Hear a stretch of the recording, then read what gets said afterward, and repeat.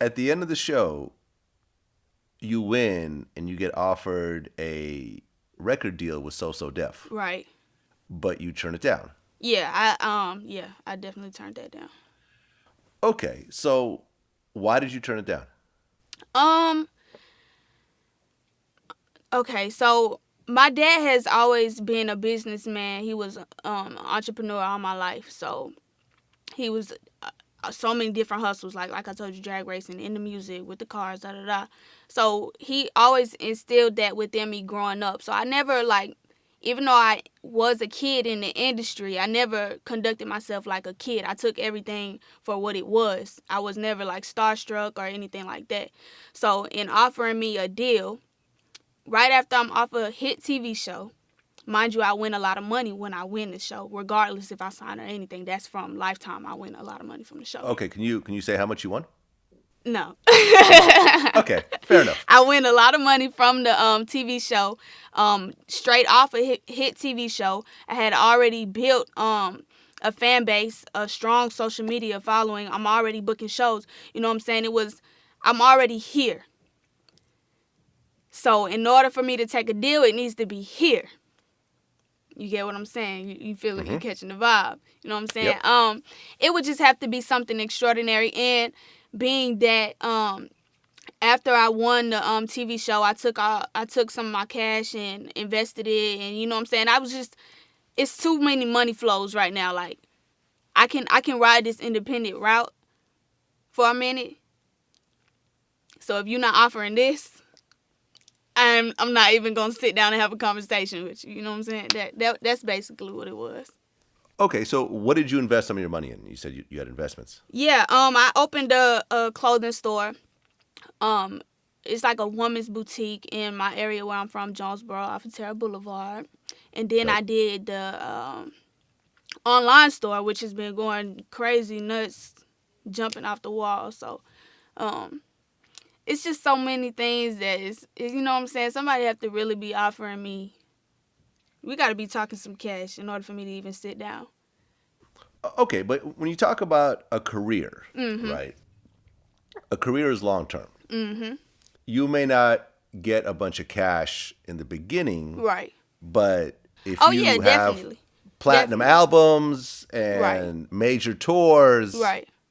it doesn't really matter because whatever cash you get in the record industry, that's not really your money. That's a Right. loan Right. against whatever you make later on. A Yeah, when person I say thinks, cash, I mean like, not even just because, like you said, it is more like a loan. A lot of rappers, when they get cash, they're getting advances. You're gonna have to pay hmm that back.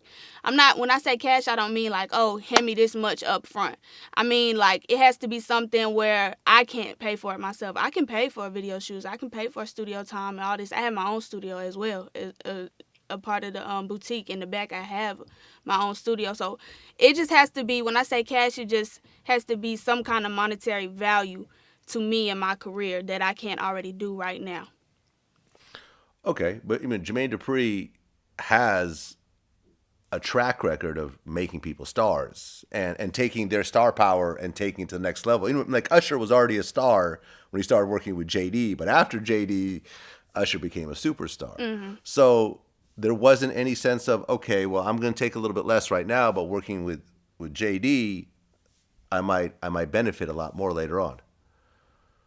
I definitely get the route that you're going. I definitely understand. And a lot of people from the outside looking in have, like, they're so curious as to why I didn't sign.